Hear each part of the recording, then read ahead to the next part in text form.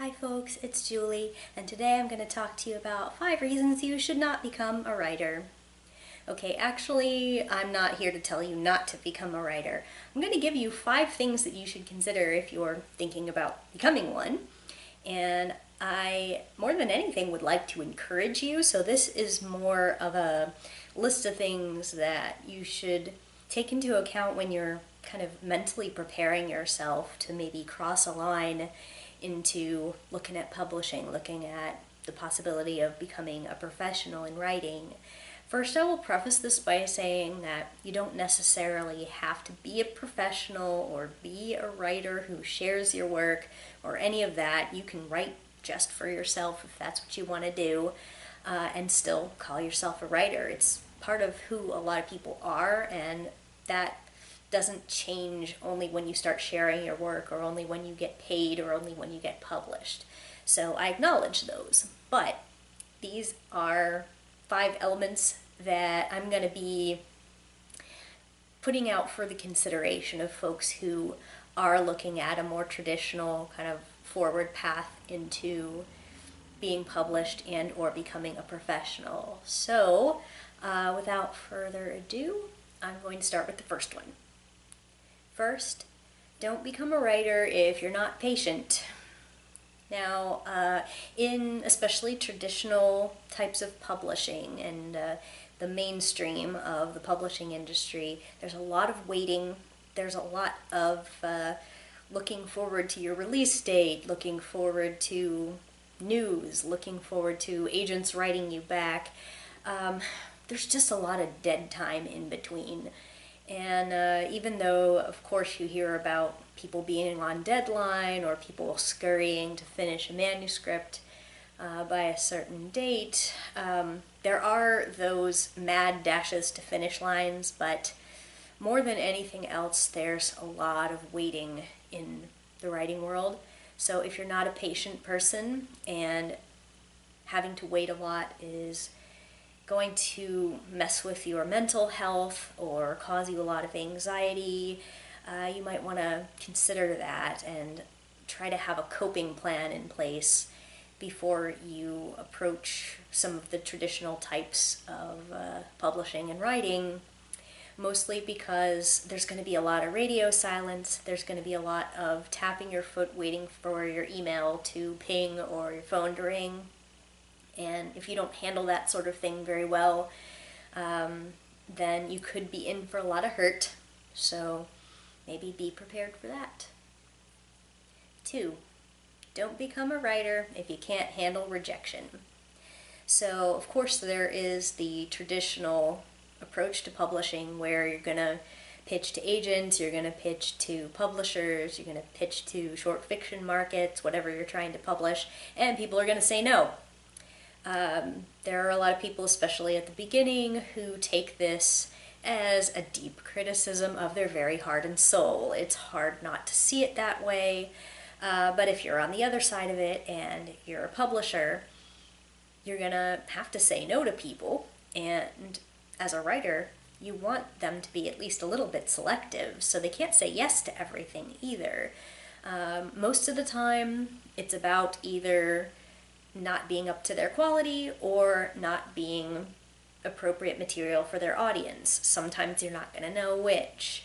Either way, a no can hurt, and you're going to have to deal with that if you're relying on the acquiescence of a publishing market to get your work out there.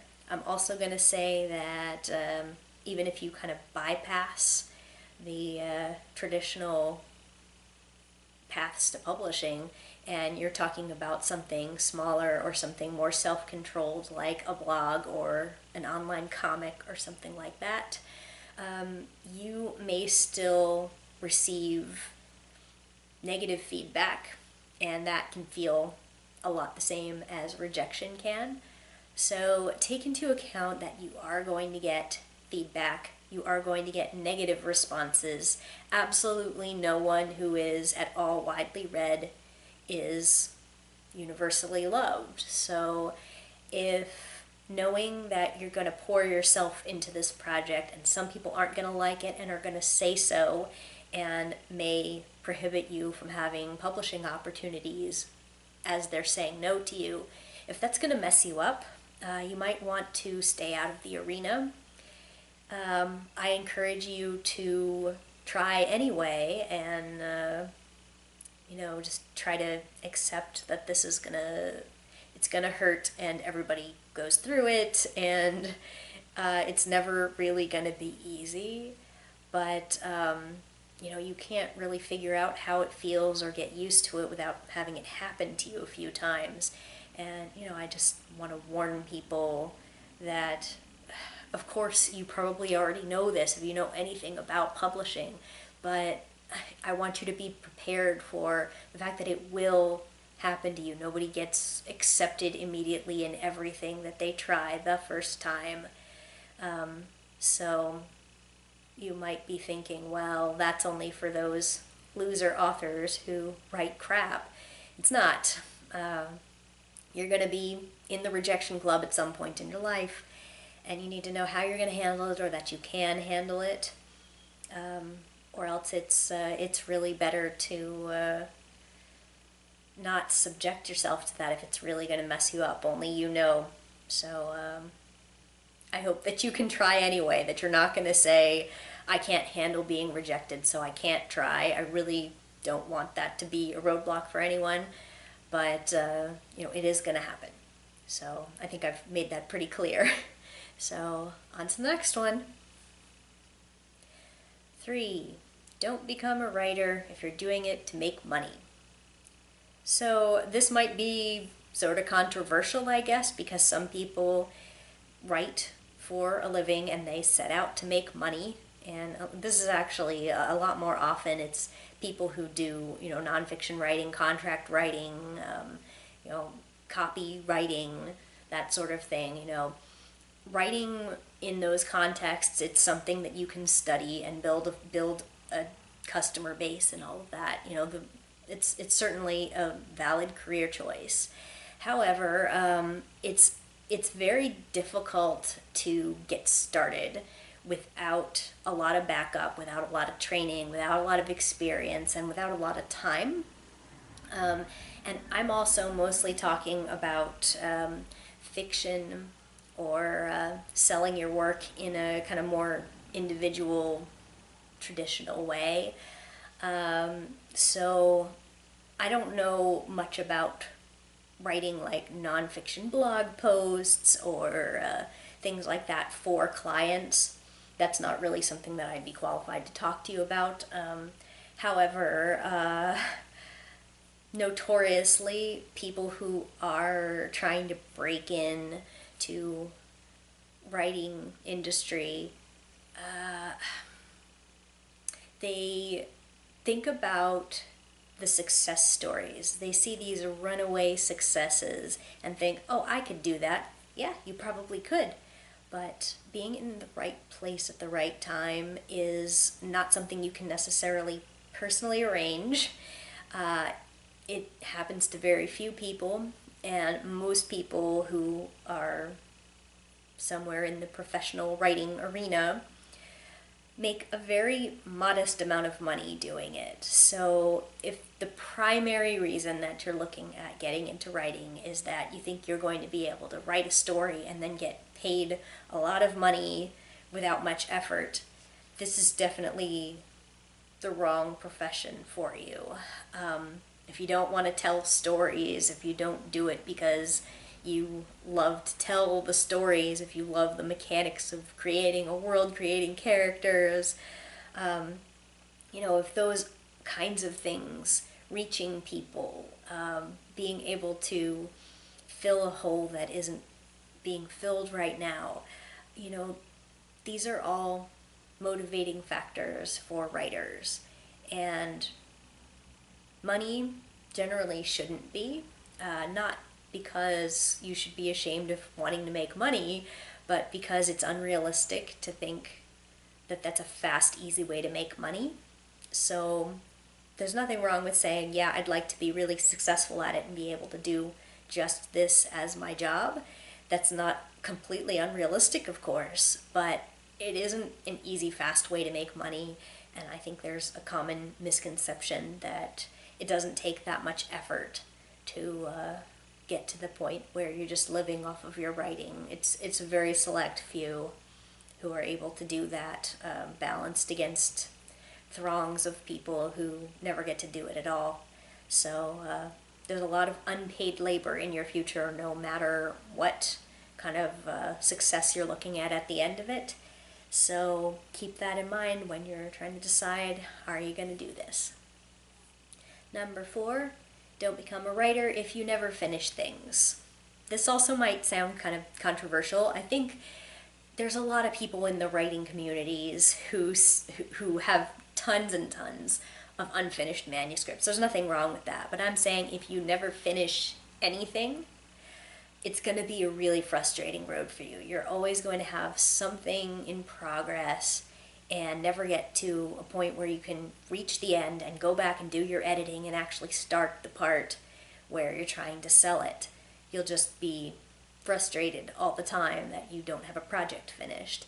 So if you tend to be the kind of person that you just can't get to the end of something, you can't stay with a project long enough to be patient enough to finish it, if you are such a perfectionist that you're never satisfied with your work, I'm here to tell you that a lot of us, finish a book, sell a book, and, kind of wish we could go back in time and yank it from the shelves and fix everything that's wrong with it. But, you can't do that, and you have to be able to get to a point where the book is done. And, if you're always finding yourself abandoning projects and have dozens of them started and none finished, this is going to be a tough road for you. So, if you're one of those people who never finishes things, maybe you should try something like, National Novel Writing Month it's one of those events that has been transformative for some of these people who were afraid of their manuscript or were just intimidated when they started to get far enough into it that the end was in sight. When you can get to a point where you just lay it down and get it out and get a draft of it done, that can be really life-changing. So, I recommend that you learn to finish things if you want to be a writer. And number 5, don't become a writer if you're uncomfortable with people reading what you wrote. It might sound a little bit confusing, I guess, to say people are going to read what you write, but if you really think about it, you're writing these stories, and if you were to succeed, if you were to actually get your dream, think about that people in your life will want to read it. They'll want to know what you did. Are you embarrassed of that? Are you wanting to stick your head in the sand? And does it really freak you out when you post something on the internet and people are reading it? If you get a lot of attention for something, does that cause you a lot of anxiety? Do you feel really self-conscious about sharing the stories that you've written? So what you have to do is get comfortable with that idea. You have to really accept that people are going to read every word that you wrote if you get something published. And, yes, it sounds obvious, but being confronted with that reality, knowing that these words that you wrote are going to end up in other people's minds and that you might have conversations with those people about these things, that can be kind of intimidating, and I understand.